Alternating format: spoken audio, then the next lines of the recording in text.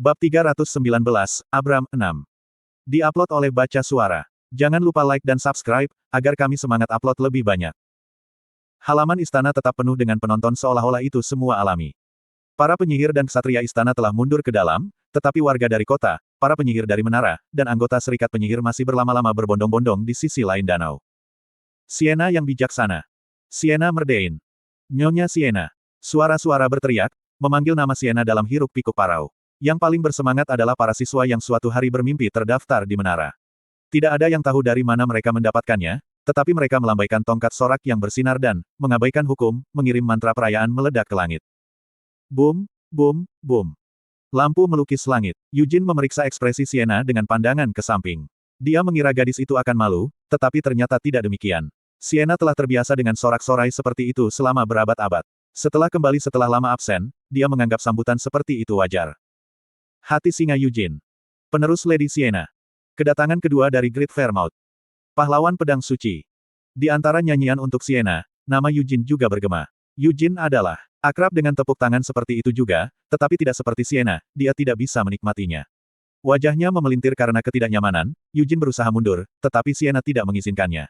Dengan keakraban yang berani, Sienna menyambar tangan Eugene dan menariknya ke sisinya. Dia kemudian menembakkan tangan mereka ke langit agar semua orang bisa melihatnya. Kerumunan meledak dalam sorak-sorai, antusiasme mereka membingungkan Eugene. Dia tidak bisa memahami alasan di balik semangat itu. Sienna kemudian mulai naik perlahan ke langit bersama Eugene. Mereka bisa saja melonjak dengan cepat, tetapi Sienna bangkit seolah-olah dia naik ke surga, secara bertahap, sangat lambat. Ketinggian terus meningkat, tetapi sorak-sorai tidak surut, malah semakin keras dengan pendakian lambat mereka. Kiyah.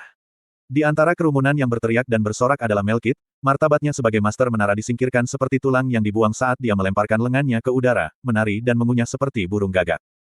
Nyonya Sienna, Sienna, Suster Sienna, tolong bawa aku juga, Melkit memohon sambil terengah-engah. Ekspresi Hiridus, master menara biru, dan Lovelian, master menara merah, remuk karena perilaku liarnya. Tolong, master menara putih. Para junior sedang menonton. Melkit mengabaikan teguran itu dan mengepakkan tangannya untuk mencoba terbang, memimpin penyihir menara putih di sekitarnya untuk meraih kakinya dengan waspada. Mereka menariknya ke bawah, nyaris tidak berhasil membuatnya tetap membumi. Tenang, Tuan Menara. Kamu tidak bisa melakukan ini. Biarkan aku pergi, biarkan aku pergi. Kirim saya ke kakak saya. Biarkan aku pergi. Terlepas dari upaya penahanan mereka, Melkit melanjutkan perjuangannya. Jauh di atas langit, Eugene menatap tontonan itu dan merasa pusing. Dia telah mempersiapkan dirinya secara mental sampai taraf tertentu, tetapi pemandangan kegilaan seperti itu membuatnya takut akan apa yang ada di depan. Tidak hanya di Arot, tetapi kemanapun dia pergi, kehadiran Sienna akan menarik perhatian publik, dan dia tahu kembali ke rumah Leonhard hanya dalam beberapa hari akan menyebabkan keributan besar juga. Apakah kamu melihat? Sienna memiringkan kepalanya sedikit ke arah Eugene dan tersenyum sinis. Ini saya. Apakah kamu menyukainya? Tanya Eugene. Apa yang tidak disukai? Jawab Sienna. Melihat ini membuatku merasa sangat bersalah. Jika namaku tidak ditinggalkan sebagai seseorang yang bodoh untuk generasi berikutnya, gerutu Eugene.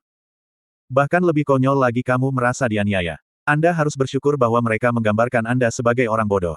Sienna terkekeh, mengabaikan komentar itu. Yah, aku tidak tahu siapa yang menulis buku dongeng, tapi kamu dan Anise sudah ketahuan menulisnya bersama. Mengapa kamu terus menyangkalnya? Keluh Eugene. Karena itu tidak benar. Saya tidak menulisnya. Adas manis pasti kehilangan beberapa kenangan setelah kematiannya. Dia berbohong tentang kita menulisnya bersama ketika dia melakukannya sendiri. Aku sudah mendengar semua tentang itu. Ngomong-ngomong, itu bukan aku. Mengapa saya harus menulis dongeng? Bahkan jika dia sudah tahu, dia tidak bisa mengakuinya. Bagaimanapun, keinginan yang dia tambahkan dengan santai di akhir. Tidak, itu bukan keinginan. Itu fakta bahwa si idiot menyukaiku. Namun, Sienna tidak mau mengakui bahwa dia adalah penulis dongeng. Dia setidaknya bisa membuat alasan jika dia menyangkalnya, tetapi tidak ada kesempatan untuk membenarkan ejekan berikutnya begitu dia mengakuinya. Dan tahukah Anda, bahkan jika namamu diturunkan sebagai stupid Hamel, jika kamu menyatakan di depan semua orang bahwa itu kamu sebenarnya adalah reinkarnasi Hamel, tidakkah kamu akan mendengar sorak-sorai lebih keras daripada apa yang aku dengar hari ini? Balas Sienna. Sangat menyenangkan untuk mengumpulkan orang-orang dan membual tentang hubungan mereka sebagai tuan dan penerus, tetapi dia juga memiliki keinginan untuk mengungkapkan identitas asli Eugene sebagai Hamel dan secara terbuka terlibat dalam hubungan cinta. Mungkin dia bisa secara terbuka menunjukkan kasih sayang mereka satu sama lain. Apakah kamu gila? Jangan mengatakan hal-hal mengerikan seperti itu. Mengapa kamu bereaksi begitu kuat? Aku tidak bisa melakukan itu. Eugene menjawab, berkeringat dingin di atas ekspresinya yang meringis. Meskipun beberapa orang tahu, Eugene tidak ingin menambah jumlah orang yang mengetahui identitas aslinya, terutama tidak di keluarga hati singa. Dia telah membuat terlalu banyak pernyataan. Berapa kali dia memuji kebesaran Hamel di depan Gillette, Xian, dan Ciel. Dia telah mengatakan berkali-kali, bahkan di depan Lovelian, bahwa Hamel adalah pahlawan besar yang harus dikagumi oleh semua orang. Bagaimana jika semua orang mengetahui semua yang telah dia nyalakan apinya sendiri? Eugene ketakutan membayangkan tatapan seperti apa yang akan dia terima. Akan lebih baik untuk bunuh diri. Eugene menggigil dan mengertakkan gigi. Tidak menyadari kesulitannya, Sienna memiringkan kepalanya, tetapi dia tidak berusaha untuk mengorek lebih jauh saat mereka naik lebih tinggi ke udara. Di antara kerumunan, ada yang mengejar Sienna dan Eugene. Mereka termasuk reporter dari Arot, agen intelijen asing, serta penyihir yang mengagumi Sienna. Namun, baik pengejaran terbuka maupun terselubung tidak menghasilkan keberhasilan apapun.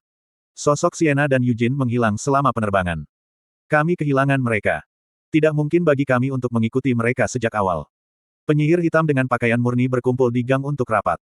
Apa yang harus kita lakukan selanjutnya? Di masa lalu yang jauh, Sienna bijaksana tidak mentolerir keberadaan penyihir hitam di Arot. Hanya ada 4 menara sihir di Arot 3 abad yang lalu. Setelah perang, para penyihir hitam Helmut sangat ingin berekspansi ke kerajaan sihir Arot. Namun, Sienna yang bijaksana tidak mengizinkan penyihir hitam untuk menetap di Arot. Tapi setelah dia tiba-tiba pergi ke pengasingan, Helmut telah meluncurkan lobi sengit untuk mendirikan menara sihir hitam di Arot. Sienna yang bijaksana, dia adalah Arquaizat yang tidak bisa tidak dikagumi. Akan menjadi satu hal jika dia hanya ada dalam legenda dari masa lalu yang jauh. Melihat legenda menjadi kenyataan seharusnya membuat penyihir manapun menggigil. Tapi, sepertinya Sienna bijaksana juga tidak akan mentolerir penyihir hitam di era ini. Seorang penyihir hitam mengejek dan menggelengkan kepalanya. Fraksi bintang hitam meninggalkan Arot hari ini. Selesaikan urusanmu secepat mungkin dan bergeraklah. Iya. Mari kita berkumpul kembali di Helmut. Bukan hanya fraksi bintang hitam yang mengadakan pertemuan seperti itu dan memutuskan untuk meninggalkan Arot. Beberapa kelompok penyihir hitam di Serikat Penyihir, bukan hanya menara sihir hitam, juga bergerak. Faksi mereka berbeda, dan hierarki menyimpang tergantung pada iblis yang mereka kontrak, tetapi penyihir hitam membuat keputusan yang sama terlepas dari status mereka. Bahkan iblis Bolero Street mengambil keputusan yang sama. Beberapa memilih untuk mengatur rute ke Helmut, sementara yang lain menetap di tujuan alternatif. Jika Master Menara Hitam masih di sini, kita mungkin memiliki kesempatan untuk mengamati situasi untuk sementara waktu. Iblis kontrak dari fraksi bintang hitam adalah kolaborator dekat Amelia Merwin. Dengan demikian, mereka telah mengambil peran memantau Master Menara Hitam saat itu, Balzac Lutbet, sambil mengerahkan upaya untuk mempelajari dan mengembangkan ilmu hitam di Arot. Slot iklan, kamu bisa pasang iklanmu di sini. Bukan hanya fraksi bintang hitam yang memendam niat rahasia seperti itu.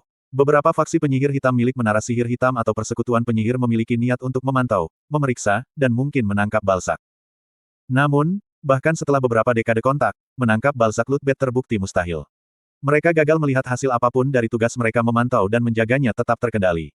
Balzac sempurna dan teliti. Dia seperti contoh buku teks tentang penyihir hitam. Dia adalah penyihir yang tidak bisa dipahami, dan mengetahui apa yang dia pikirkan tidak mungkin. Dia tidak benar-benar melakukan apapun dengan tujuan sampai sekarang, juga tidak berada di pusat konspirasi apapun. Meski begitu, keberadaannya saja mencurigakan. Selama beberapa dekade, pria misterius ini telah diperlakukan seperti itu, tanpa berafiliasi dengan faksi manapun. Dia tidak tertarik pada politik dan hidup tenang di menara sihir hitam selama beberapa dekade, meskipun menjadi salah satu dari 3 penyihir penahanan. Itulah sebabnya iblis Helmut dan Amelia Merwin tertarik untuk memantau dan memeriksa gerakan Balzac dan berusaha menangkapnya. Dia terlalu curiga. Tetapi bahkan itu telah kehilangan maknanya. Setelah Balzac tiba-tiba meninggalkan menara sihir hitam untuk berlibur, mereka mencoba melacaknya. Tetapi bahkan itu gagal. Bahkan setelah beberapa bulan, Balzac belum kembali ke menara hitam. Setelah kehilangan target mereka untuk memantau dan sekarang dihadapkan dengan ancaman terhadap keselamatan mereka sendiri, banyak penyihir hitam tidak bisa lagi tinggal di Arot. Sementara para penyihir hitam dan iblis mengadakan pertemuan mereka, para agen intelijen juga sibuk setelah kehilangan jejak Sienna. Sienna yang bijaksana telah kembali setelah melanggar ratusan tahun pengasingan. Apa yang diwakili ini? Apa yang perlu mereka pertimbangkan pertama dan terutama adalah Night March, yang telah terjadi hanya beberapa bulan yang lalu di titik paling utara benua, Lehain. The Blade of Incarceration, Gavit Linman, dan Black Mist hadir. Selain itu, nenek moyang Ruher, Brave Molon, telah kembali. Selain itu, Raja Iblis Penahanan telah turun secara pribadi setelah tidak menunjukkan dirinya selama berabad-abad. Raja Iblis itu menyebutkan pedang suci dan pahlawan. Dia berbicara tentang akhir janji dan perang, penguasa pedang suci saat ini, keturunan Vermouth. Apakah mereka akan naik ke Babel? Malam itu, kata-kata Raja Iblis Penahanan mengguncang seluruh benua. Perdamaian berakhir. Ada kemungkinan bahwa perang brutal yang mirip dengan yang 300 tahun yang lalu ada di Cakrawala.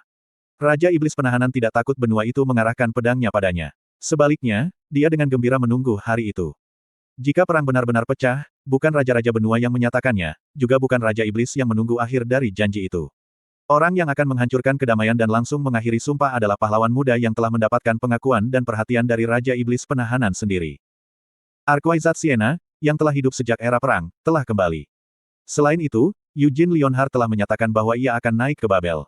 Molon pemberani dipastikan masih hidup, dan hanya dalam beberapa bulan, Archwizard yang mengasingkan diri selama berabad-abad telah kembali ke Arot.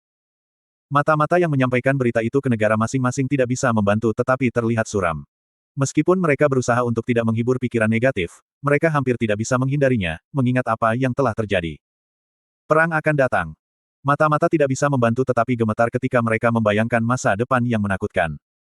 Setelah kembali ke hotel, Eugene dan Siena diam-diam duduk di depan Anise dan mendengarkan omelannya. Apakah kamu gila? Kita seharusnya berbaring sekarang, tetapi sebaliknya, kamu memutuskan untuk memulai perkelahian dengan keluarga kerajaan Arot. Teriak Anise. Saya tidak memulai perkelahian. Saya hanya menggunakan hak saya yang sah, balas Siena. Hak yang sah. Apakah itu yang kau sebut menenggelamkan seluruh kastil di bawah air? Balas Anise.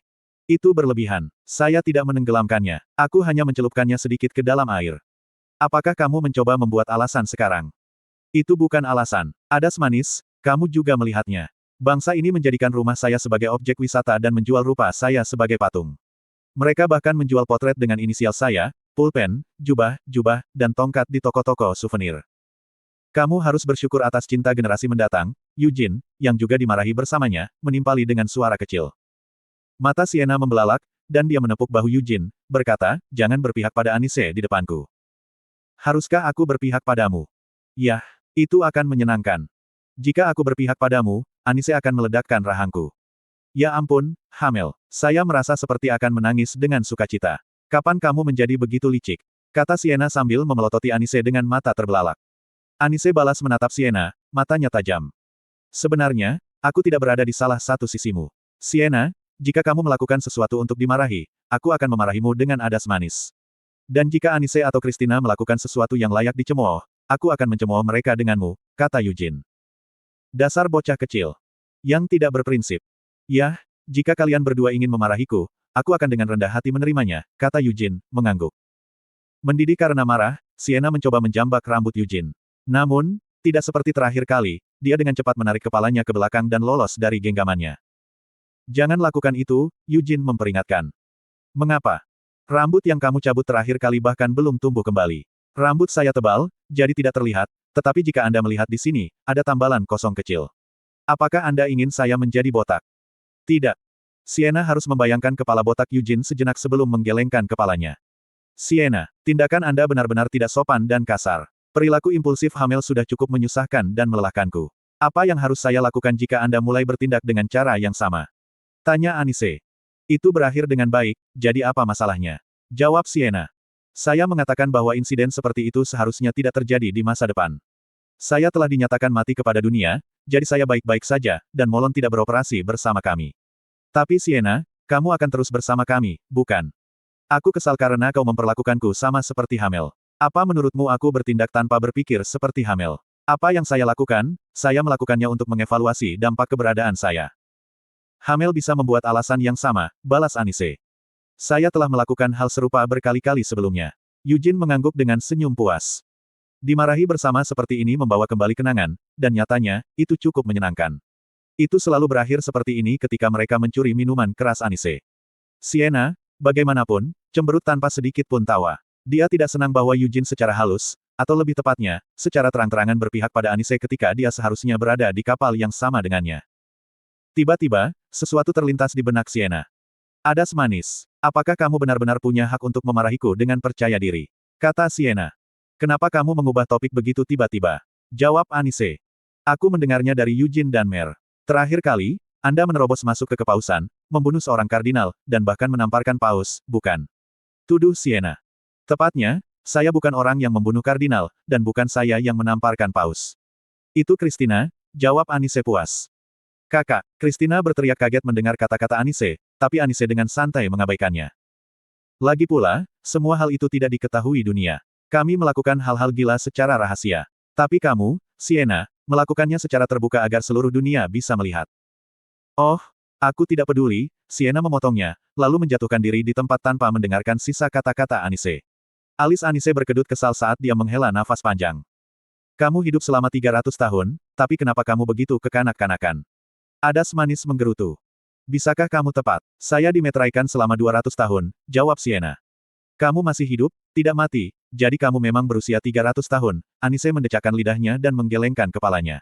Ngomong-ngomong, Sienna, kamu harus berhati-hati di masa depan. Apa yang harus aku waspadai sekarang? Tanya Sienna. Kau telah menyatakan Hamel sebagai penggantimu di depan umum, bukan? Adas manis menunjuk Eugene. Sekarang, pikirkanlah, Sienna. Dunia mengenalmu sebagai Sienna bijak, penyihir tua yang agung yang telah hidup selama 300 tahun. Keluarkan bagian, lansia, teriak Sienna. Baik, mari kita berkompromi dengan penyihir berpengalaman. Pokoknya perlu mewaspadai mata publik, lanjut Anise. Apa maksudmu? Jika kamu memperlakukan Hamel murni sebagai penggantimu, tidak akan ada masalah. Tapi kamu tidak mau, kan, Sienna? Bahkan jika Anda memanggilnya penerus Anda akan memegang tangannya, bergandengan tangan dengannya, atau melakukan hal-hal lain yang mungkin tampak halus bagi Anda tetapi akan dianggap sebagai godaan yang sangat jelas oleh orang lain, kata Anise. Flee, godaan. Ya, godaan. Anise mengangguk dengan penekanan saat senyum kemenangan menyebar di wajahnya. Seorang penyihir berusia 300 tahun menggoda seorang pria muda yang baru berusia 20-an. Apa yang akan dunia pikirkan ketika mereka melihat ini? Rasanya seolah-olah sambaran petir menyambar otak Sienna. Dengan ekspresi bingung, matanya membelalak mengerti. Sienna, demi dirimu sendiri dan demi Hamel, kau harus sangat berhati-hati dalam tindakanmu. Itu kecuali Anda ingin diejek dan ditertawakan oleh dunia. Kamu, lalu bagaimana denganmu? Kata Sienna dengan suara gemetar. Saya tidak melihat masalah di sini. Lagi pula, kapal yang saya huni, Christina, baru berusia 23 tahun, kata Anise. Tapi kamu orang suci, kan? Bagaimana dengan itu? The Saint and the Hero, resonansi yang romantis dan manis, bukankah begitu? Bukankah itu benar, Christina? Tanya Anise. Ya, suster, Christina menimpali sambil menangkupkan kedua tangannya, senyum cepat menggantikan ekspresi sebelumnya. Bahu Sienna bergetar menanggapi olok-olok mereka. Eugene, nyatakan identitas Anda kepada dunia sekarang. Ungkapkan bahwa kamu bukan Eugene Leonhardt yang berusia 21 tahun, tetapi Hamel dari 300 tahun yang lalu. Teriak Sienna. Apa menurutmu aku gila? Eugene berlari menjauh dari Sienna, jelas terkejut. Keputusasaan mengerutkan wajah Sienna saat dia mencengkeram kepalanya. Tapi apa yang mungkin dipikirkan dunia tidak relevan, bukan? Pada titik ini, Mer memutuskan untuk menyela untuk meningkatkan semangat Sienna. Membersihkan tenggorokannya, dia berbicara dari tempatnya di tempat tidur. Jika seseorang menertawakanmu, Nona Sienna, karena mabuk cinta, aku akan menjadi orang pertama yang mendaratkan pukulan di wajah orang itu. Benar, Mer. Anda benar. Siapa yang berani mengejekku kecuali mereka ingin kehilangan nyawa mereka? Kata Sienna. Sienna melesat dari tempatnya sambil merentangkan tangannya ke arah Mer. Yang terakhir melompat dari tempat tidur ke pelukan Sienna seolah-olah dia telah menunggu saat itu. Jika Anda dan Sir Eugene memegang tangan saya dan kami berjalan bersama, kami akan tampak seperti keluarga yang sempurna, kata Mer. Ya, itu masalahnya. Aku membuatmu mirip denganku karena itu, Sienna berhenti di tengah kalimat dan membeku. Keinginan lama yang dia simpan ketika dia menciptakan Mer dalam kesendiriannya kini telah menjadi keinginan yang terlalu memalukan dan menyeramkan untuk disuarakan. Namun, sudah terlambat. Mer menatap Sienna, matanya bersinar. Apakah ini berarti bahwa ketika Anda menciptakan saya, kamu tidak hanya membuatku akrab, tetapi dengan menganggapku sebagai putrimu? Mungkinkah Anda telah terlibat dalam fantasi bermain keluarga di usia Anda? Membayangkan seorang putri antara kamu dan almarhum Hamel, membuatnya sebagai orang yang akrab. Anise bergabung dengan tawa paksa, mendorong pertanyaan itu. Eugene tampak diam-diam terkejut saat dia mengalihkan pandangannya antara Mer dan Sienna. Jangan salah paham, kata Sienna. Ya, tentu saja, itu pasti kesalahpahaman. Lagi pula, sementara Mer mirip denganmu, tidak ada bagian dari dirinya yang menyerupai Hamel, kata Anise. Tidak ada yang bisa dilakukan tentang itu. Meskipun saya belum pernah melihat wajah Sir Eugene sebelumnya secara langsung, Sir Hamel yang saya lihat di Akron tidak terlalu tampan. Lady Sienna tidak ingin membekas wajah Hamel yang tidak terlalu tampan padaku, ciptaannya yang sempurna di atas Eugene, yang... Bukan itu, Eugene memotong Mer, wajahnya serius. Diri masa lalu saya tidak jelek sama sekali. Saya cukup menawan dan tampan. Pantas. Saya dapat melihat mengapa Anda tidak ingin mengungkapkan identitas asli Anda. Sienna melirik Eugene, meringis memutar wajahnya. Namun, dia tidak membantah klaimnya sebagai tampan yang menawan.